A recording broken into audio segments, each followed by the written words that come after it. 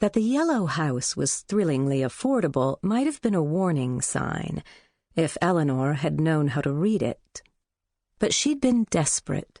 She was sharing a room with her 4-year-old daughter, Hattie, in her parents' house, and she had to get out.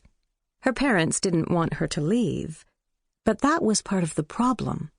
What her mother really wanted was to have Eleanor back inside her, along with Hattie, nested like Matryoshka dolls.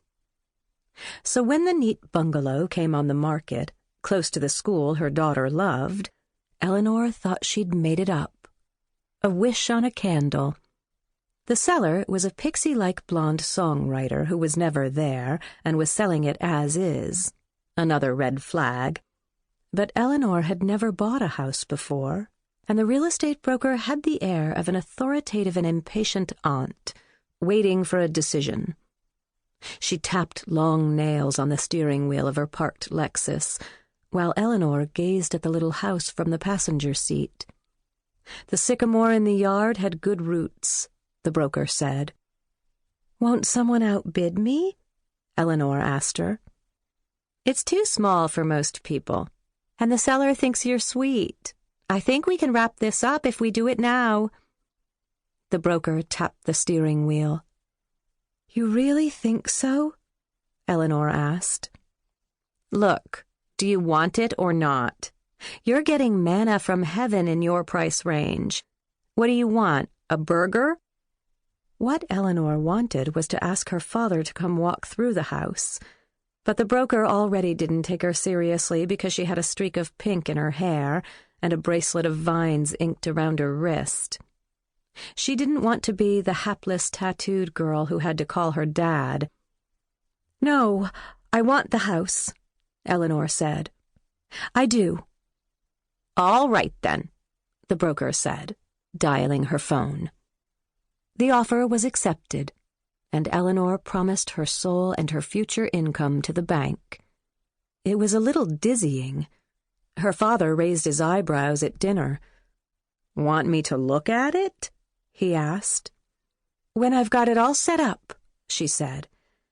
"You've got an inspector?" her mother asked. "The broker does." "I want to see the house," Hattie said. She'd been refusing to use the booster seat because she was not a baby, and her head barely cleared the table. "You will," Eleanor said.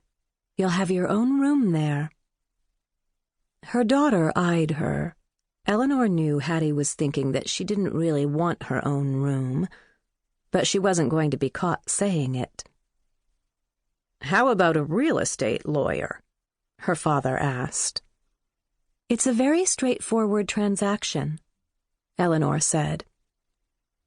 At that, her parents fell silent. It was fraught territory. They'd wanted her to get a lawyer when Hattie was born, too, but she'd refused.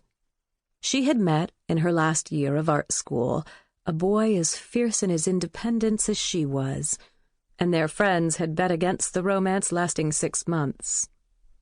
When she got pregnant, a broken condom, she discovered that she had complicated feelings about fate, about why the latex had broken, about that particular sperm and that particular egg. James had moved to Australia. Struggling for his art wasn't going to include taking care of a baby. He had no money, and sending lawyers after him would only have prolonged the pain. The first year was a blur of tears and lost sleep, a demoralizing return home, and her mother's delight in coming to the rescue. People felt sorry for Eleanor and sent her design jobs, and she took anything that was offered, staying up late after Hattie went to bed. Gradually, the jobs turned into steady freelance work.